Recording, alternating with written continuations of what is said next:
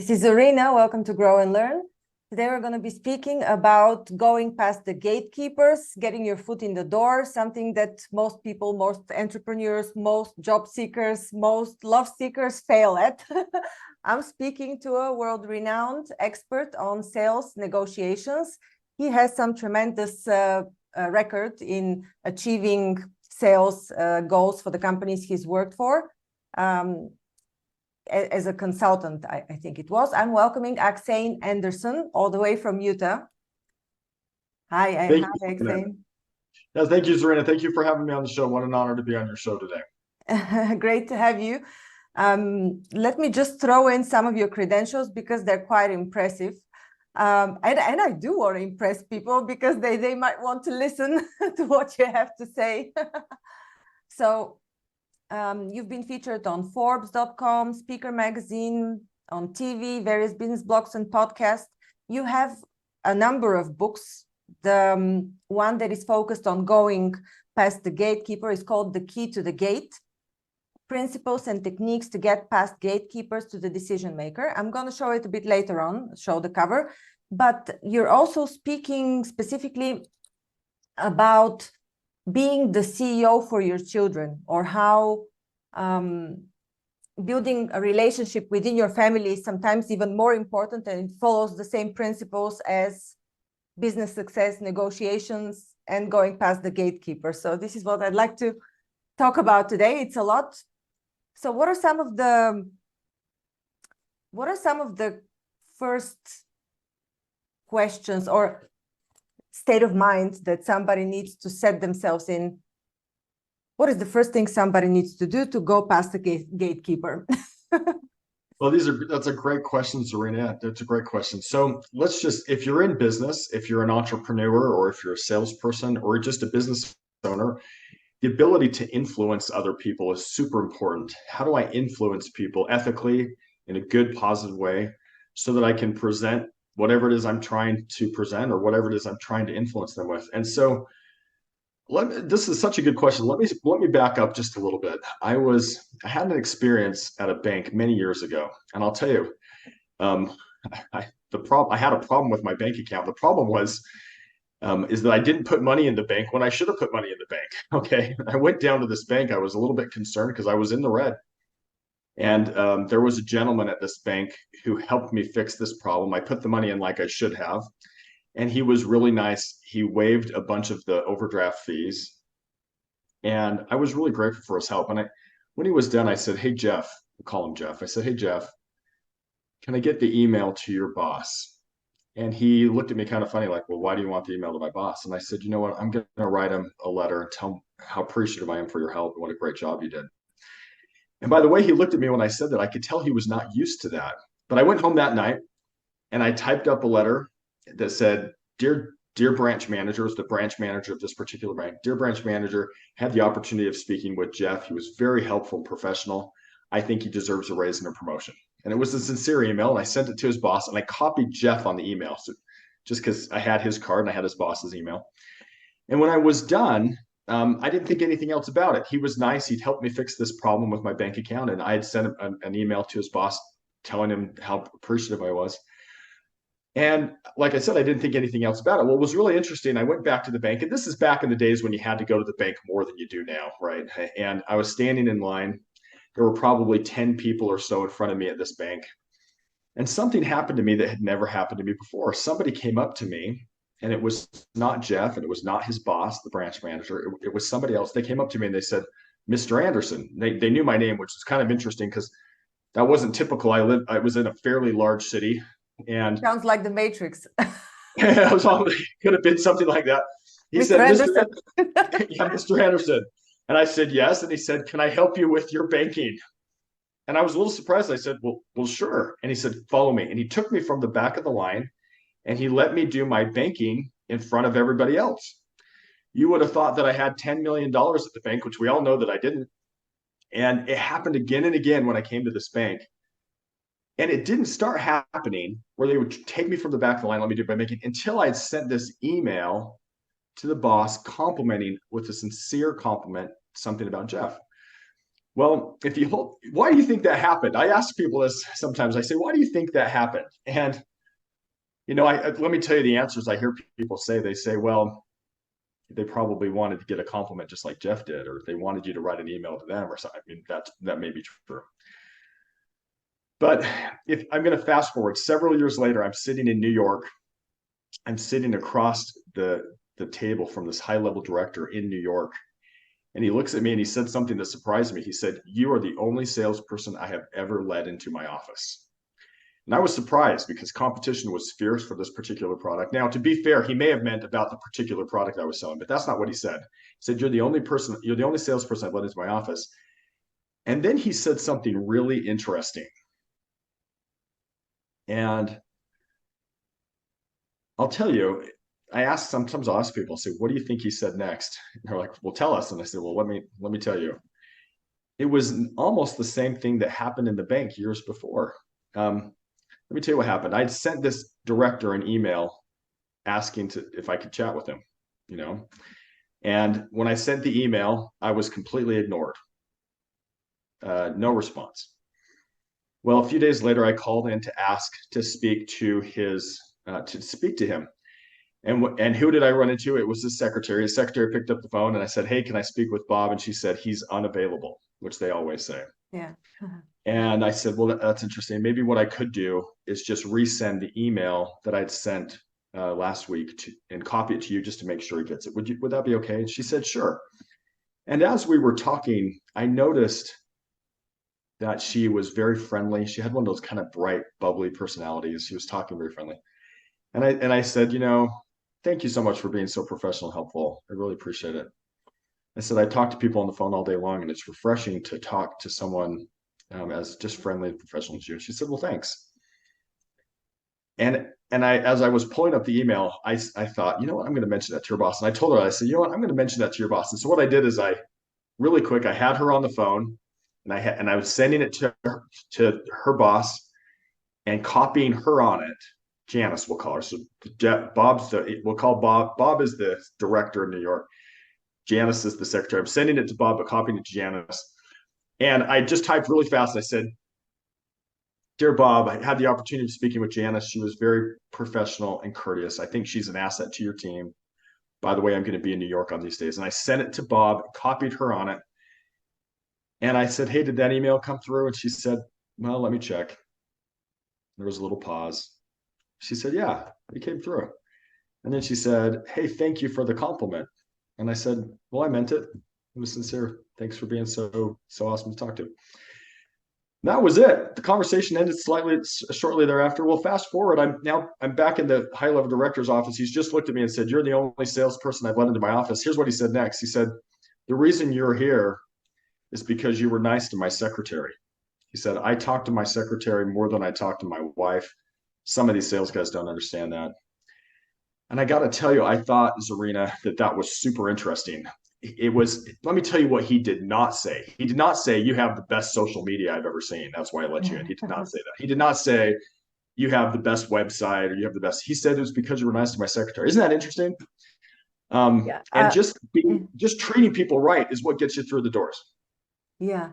Awesome story. It reminds me a lot of the principles that I've read in a few books. I can't remember whether it was Zig Ziglar's "See You at the Top" or Napoleon Hill or Stephen Covey's "The Seven Principles of Successful People." One of these three, or maybe all three, actually mention exactly what you're talking about, like praising people and finding the gems that people have. And I have read about this approach, and it's very interesting to hear a story where you've actually applied it and how it works in real life. Yeah. Well, and the truth is, it's just treating people like you want to be treated. It's not rocket science. I mean, who doesn't want to have a compliment to their boss about something that's important to them? I mean, but I think the thing that did it was that it was unexpected. And I think if you can remember in life to do things, let me back up really quick here. We have what are called expectations. We expect a certain something, like in our relationships with other people, but a lot of times our reality comes in lower. And so if I expect something up here, but my reality comes lower, the distance between these two things, this distance here is called frustration. Mm-hmm. And so if I set an expectation with somebody, but I don't deliver, they're frustrated. Good salespeople don't do this. Good salespeople keep the lines together. They do what they say they're going to do. But great salespeople or great influencers, they learn to flip these lines. In other words, what they do is they make people's reality better than they expect. And then this distance in here is actually delight. It's awesomeness. It's referrals.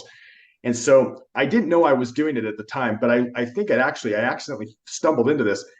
You know, Jeff deals with people all day long. He expects a little something, but by the end of the call, he actually had an email from me to his boss telling him to give him a raise. That was better than what he expected. And so he was delighted instead of frustrated. And so everything we do in life, if we can figure out a way to make people's reality better than they expect, our ability to influence them goes way up. Super good question. And I like what you said. Does this work according to your experience in all situations, or do you find that these two situations were particularly lucky because of the relationships that people had already created prior to you entering the whole conversation? For example, the secretary was already, you know, in a good standing with her boss. So that's a great question. So in answer to your question, I'll back up. You can do everything right and people can still tell you no. Okay. Right. Because there's a principle called free will. People can choose.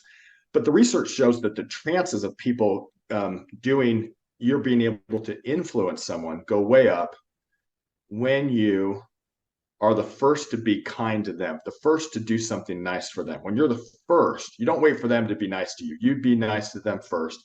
Do it without expectation. It wasn't like I'm saying, hey, I'll do this, but you got to give me a point. I was just saying, you were great. Let me give you a compliment. And she was the one who felt like, wow, he did something nice for me. I'm going to get him into the boss. I didn't. Now, here's the other thing. Two things I want you to point out. I did not get into that CEO because I knew the CEO's buddy or because I knew some senator or some politician. It was the secretary.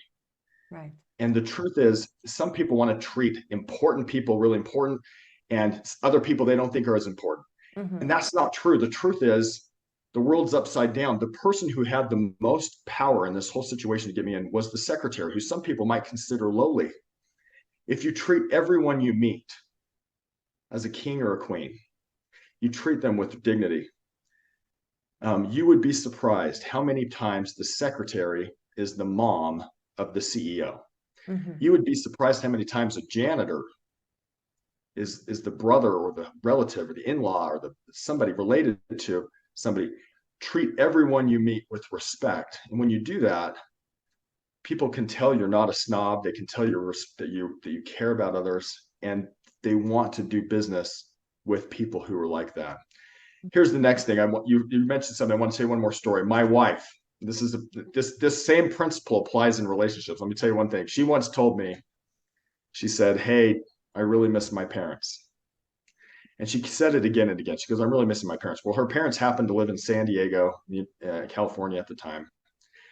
And I decided that I was going to try to make her reality a little bit better than she expected because I wanted to do this. So anyway, I went and bought a plane ticket to San Diego.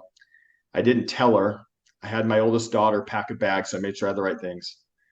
We were driving down to see some lights during the holiday time. Where I live, a lot of times they have a lot of lights in December during the holidays. And as we were driving down, there's a part in the road that goes down to the lights. And we had a bunch of cars that were going down to see these lights together and my family. And then there's a way that goes this way that goes to the airport. And I secretly had packed a bag and bought her a plane ticket to San Diego, but I didn't tell her. Right. Well, as we were going down to see the lights, and she thought we were going to see these lights, about 3 miles before we got to this turn in the freeway, she said, you know, I'm really missing my parents. And I thought, this is such perfect timing. I said, I think you should go see your parents. As we got to this fork in the road, the car turned this way. All the cars that we were following went down to the lights. And I turned towards the airport. She looked over at me. She said, you missed the turn. And I said, yeah, I think you should go see your parents. And she thought I was just being silly and that we were going to be. We pull up to the airport terminal and I pop the trunk and I pull out a bag and I hand her little, her little boarding pass thing. And I hand her the luggage, the boarding pass, like you said. And she looked at it and she goes, is this real? She says, is this real? I said, it's real. She goes, is this real? I said, yeah. You go enjoy your parents. I'll take the kids for a few days and just have a great time. Well, I got to tell you, Zarina, that was probably the best thing I ever did for my marriage. I mean, things were really good for a long time. And why? It's because, a lot of times maybe my wife expects things from me and I don't come in quite as good. And so she's frustrated. But in this situation, I was able to flip the lines where her reality was better than she expected. And because of that, she was delighted. And if you can do that in your relationships, if you can do that with people you work with, if you can do that with your children, if you can do that with everybody, your ability to influence them goes way, way up. Now, they can still tell you no. They can still say, I don't want to meet with you. But I'm guessing that a lot of the people on your podcast are very highly intelligent, awesome people who can come up with a 1,000 different ways to make people's reality better than they expect. Such a great question. Thanks, Serena. Oh, thanks so much for the great story. It's really heartwarming. Is it all about well-meaning and installing positive emotions in people, or is there something else to the secret of opening the gate? I think I think you just named it. As you said it, I got tingles. I'm like, that's really all it is. People think there's some secret formula. The truth is just treat people right, but be the first to do it. Mm-hmm. Don't wait for them to do it to you. And do it without expectation. In other words, I'm going to be kind to you, whether you're the secretary, whether you're the janitor, whether you're the CEO, whether you're the senator. I'm going to treat you all the same. And I'm going to try to be the first one to make your reality better than you expect. When you do that consistently, and the best way to do it is just to practice it everywhere. I mean, let me give you one example, one more, and I'll be done. Okay. I love examples. My wife and I were at this restaurant, and there was a waitress, and she was awesome. She was laughing with us. She was making jokes. And I thought to myself, you know what? I really like this behavior. Let's compliment her for it. It wasn't sincere. So I said, hey, go get your boss over here, because I like to do the get your boss over here. She kind of said, well, what? And I said, just get your boss over here. The boss came over, and my wife, I went to her boss at the restaurant, and I said, I would drive across town just to come to this restaurant because this waitress is phenomenal. She's made me and my wife laugh. She's awesome. Will you take care of her, please? And the guy looked at me and he said, I will. She'll take care of her. And she was standing right there. Well, she left and he left, and we went back and sat down. Well, a little while later, the waitress came up and she said, and she had tears in her eyes. And she said, you are the best table I've ever waited. There's so much negativity in the world. A lot of people would treat a waitress, just some people will say, well, hey, the steak's not right, or the soup doesn't feel quite right, or can you bring this back? This wasn't right. They get so much of that. If you can be the light to someone, the positive to someone, as you said, Zarina, which I loved you said, was just the positive emotions. Honey works better than vinegar. You hear that? Honey works better than positive reinforcement, even in research, like catching people doing something right and giving them praise for it, is the most effective way to shape human behavior. That's not just me. That's research-based. If you want to have people be influenced, give them attention for the stuff they're doing that's good. Yeah. Let's talk a bit about kids, because now that you're talking about positive reinforcement, I'm thinking about some studies done by Jose Silva on, he used other methodologies such as leading them in alpha and so on, but he started praising and reinforcing them for the successes where they had the highest grades, as opposed to trying to compensate for the or focus on the subjects where they had the lowest grades. And at the end, as the children focused on the subjects where they had the highest grades, the average score improved in a span of a year. So wow. Yeah. So yes, I agree. There's a lot of research done on the subject of positive reinforcement. But can you give me one more example that refers to kids specifically? Because I know one of your books is called, let me just quote it again. What I want my children to know before I die. Yes. Thanks, Serena, for asking. So I said, if you can think about behaviors, this is a great question. Again, thanks, Serena. If you think about behaviors like little seeds that you plant in the ground, like a farmer would plant seeds, or if you're trying to grow something in a garden or flower or something, you plant a seed. And attention is like water. If you can imagine that I have in my hand right here a pitcher of water where I can water the behaviors I want to see grow. Well, what a lot of parents do is they don't know this principle, and they start watering the weeds. So if you've ever heard a parent say something like this, they say, I can't believe you stayed up till 3 o'clock in the morning last night and you didn't make your bed and you're getting a C- in your math class. And they start saying all the things they don't want. Well, what they're really doing is they're watering the behaviors they do not want to see grow with attention. And they're actually making it more likely that those behaviors will grow and become worse. And it's so much more effective, like you said, to catch kids doing something right. Now, let me tell you one story. I have a daughter and she's awesome. She's just a good girl. But I'll just tell you one thing that happened when she was young. She came and knocked on my door. She was about, I don't know, I want to say 6 or 7 years old. It was in the morning. She knocked on my door. She said, I opened the door and she said, hey, Dad, surprise, I got ready for school. I made my lunch. I made my bed and I'm ready to go to school. And I had just learned about positive reinforcement not too long ago. And I actually went to my wife and I said, hey, let's see if this really works. Let's water this behavior with attention. Let's give it a lot of attention. So I went out there and I said something. I said, wow, your bed looks great. You made it. We didn't even have to ask you. You got dressed. I didn't have to ask you. You made your lunch. Wow, thank you. And my wife, she kind of laid it on pretty thick too as well and gave her a lot of attention. And it was really interesting because guess what happened? My daughter did it again. And we kept watering it. Now, you don't have to water every time, but you need to water kind of sporadically at least, right? Yeah. You don't have to, every single time might be weird, but like if you do it intermittently, they say that's the most effective. So you do it kind of randomly. Mm-hmm.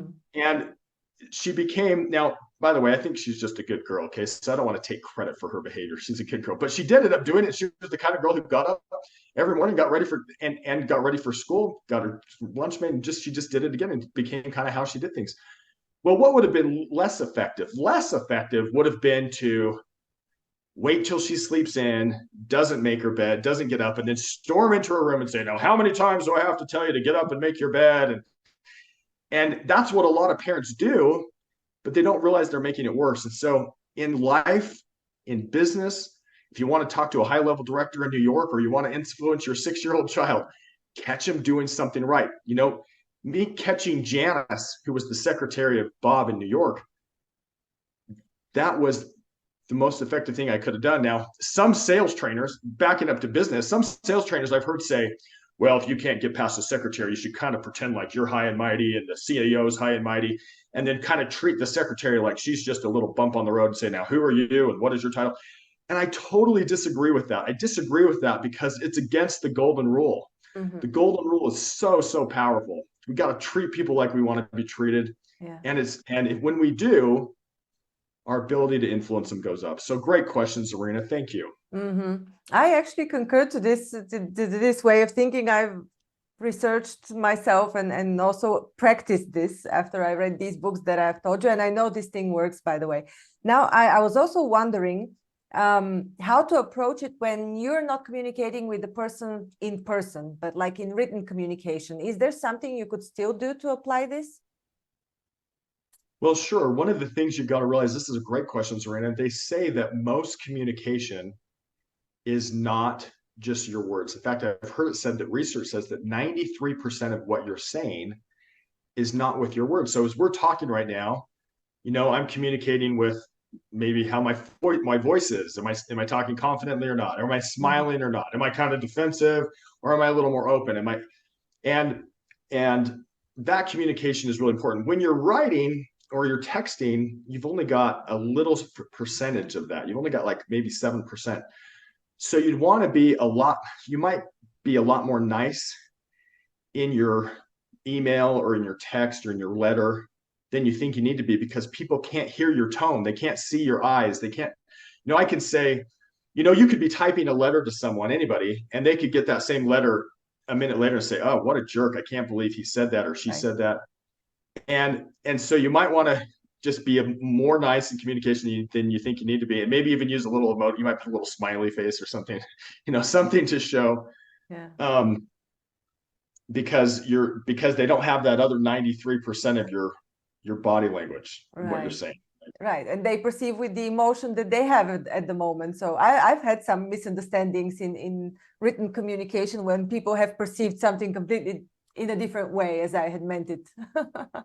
Absolutely. And just real quick on that, they did a study of people who were trying to work out their relationship problems via text message. Mm-hmm. And they found that they failed miserably. Like if you're trying to use your phone to work out a relationship, It's much more effective to wait till you're calm. If you're having a problem, wait till you're calm and then talk to someone on the phone, or even better, face to face, if you're really trying to work out a problem. Now, you don't want to work out a problem when people are in the heat of the moment. If you're angry or you're feeling heated, best to let that get down to where you can be kind of in the boardroom. But if you want to work out a problem, they found you'll have way better chance if you're sitting face to face when you're both calm and you can talk it out just like you're in a boardroom, right? Than trying to text message. Now, sometimes that's impossible and you have to use text message or email, in which case you want to be nicer than you think you need to be. So they can at least you can try to convey your tone through the words or the emoticons or whatever you're using. Great question. Great answer. I loved it. Let me just show once again the titles of the books you have written. This one is unfortunately a bit small. What I want my children to know before I die. And this is the other one. The Key to the Gate. And this is, this is the article in the Forbes. I also started reading it before you jumped on the call. Thank you, Zarina. Yeah. I was kind of you to show up. Oh, it was a lovely conversation. What is what's,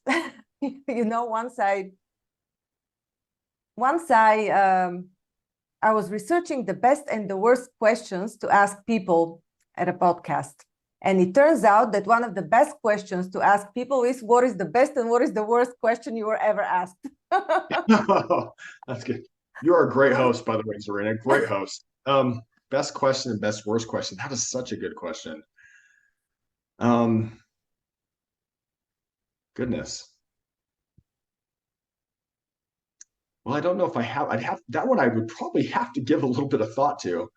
But since you said that, one of the things I've noticed that you've done right now, and since I'd have to think about that one for just a little bit, the fact that you're asking the questions, I just want to tell you that there was some research out of Harvard that said that the person in the conversation who's asking the most questions is the one at the end of the conversation that the person rates as being the most likable. So they actually did some studies where people were together. So really, they were together talking, and then they went and asked each person how much they liked talking to that person, and they found that there was this correlation between the person who was asking the most questions was the one who was liked the most. So I'm guessing that everybody on your show here is loving you because you asked these great questions. Okay. Well, that was not my intention, by the way, to take the stage from you. Oh, no, it's wonderful, though, because you asked such good questions. And I think that's just circling back to our conversation about influence. The person who's asking the most questions in a conversation is usually the one who's liked the most. Yeah, and if I may add to that, he's also perceived as a leader. This is what I've also read. I didn't know about the likedness, but the person who, in a conversation, not in a podcast setting, but in a normal conversation, the person who asks the question leads the conversation, so they're seen as the leader. Absolutely. Yes. And by the way, you're doing a great job on this podcast. The fact that you're out there helping people grow and learn, like your podcast says, so awesome. Thank you, Zarina, for doing that. And these are great questions. I'm going to have to think about that one because I'm not sure if I know the answer quite off. But we'll ask some great questions on it. We can skip it, no problem. Okay. Yeah. I mean, and we don't have to think about the worst question, right? So, okay. So is there anything else that excuse me? I interrupted. I said I can't think of, I'm sorry, I cut you off. I apologize. Anything else that you would like to add that I've missed asking you that you would like to throw at us? I would just say that when you're trying to influence anyone, this thought, I call it the golden rule, which is we treat people like you want to be treated. Do it in a way that surprises them so they don't expect it. And if you do that consistently with anyone who's important to you, a girlfriend, boyfriend, spouse, children, business associate, whoever it is, if we can treat them like we want to be treated and be the first one to do it, and do it in kind of a surprise, unexpected way, the chances that the other person will listen to you, or the chance of getting from kind of a no situation to a yes situation, go way up. And so I guess it's not rocket science. It's just treat people like we want to be treated and do it, be the first one to do it. And that in my experience helps influence people more than you can imagine if you do it consistently. Mm-hmm. I really enjoyed our talk, EksAyn. Where can people find you if they want to reach you for services, and what exactly do you offer in terms of services? Well, they can reach me at xfactoredge.com, which is my business site. They could also reach me through EksAyn.com, which is my first name.com, but xfactoredge.com is probably easy to remember, xfactoredge.com. I do keynote speeches and trainings internationally. And so if anyone would like to have those trainings for their business or for other venues, that's how they can reach me. This is your website, xfactoredge.com. All right. Awesome. Yes. All right. Thank you so much. Pleasure. Thank you too, EksAyn. Hope to have you back again. Maybe you come up with a different topic. You have so many topics that we could discuss, and I'm curious to talk about more in the subject of negotiation now. And there's so many scenarios that we can talk about when it comes to work-related and business-related psychology. You're a psychologist yourself, so we've just scratched the surface on the applications of psychology for business. Well, thank you. Well, I'm not a psychologist, but I did study it a little in school. I won't say that I'm quite a psychologist, but thank you for that. But it was so nice of you to have me on, and I would be honored to be a guest on your podcast again, Zarina. Thank you. Thank you. Thank you for listening to Grow and Learn. We hope that you found our podcast informative, engaging, and inspiring.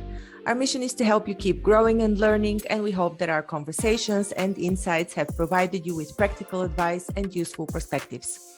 If you're looking for personalized support and guidance to help you achieve your personal or professional growth objectives, I offer a range of services to help. As a trusted management partner and mentor, I work with businesses in the process of transformation, looking for new streams of business, as well as M&A. With an extensive professional network of experts and mentors, I can bring on board the right person or team based on the specific needs of the company I'm working with. To learn more about the services I offer and how I can help you achieve your goals, visit my website at grownlearn.org. You can also reach out to me via email or social media. I'd love to hear from you. And if you enjoyed this episode of Grow and Learn, please subscribe to our podcast and leave us a review. Your feedback is important to us, and it helps us to continue to create content that is relevant and valuable to our listeners. Thanks again for listening, and we look forward to sharing more insights and perspectives with you in the future.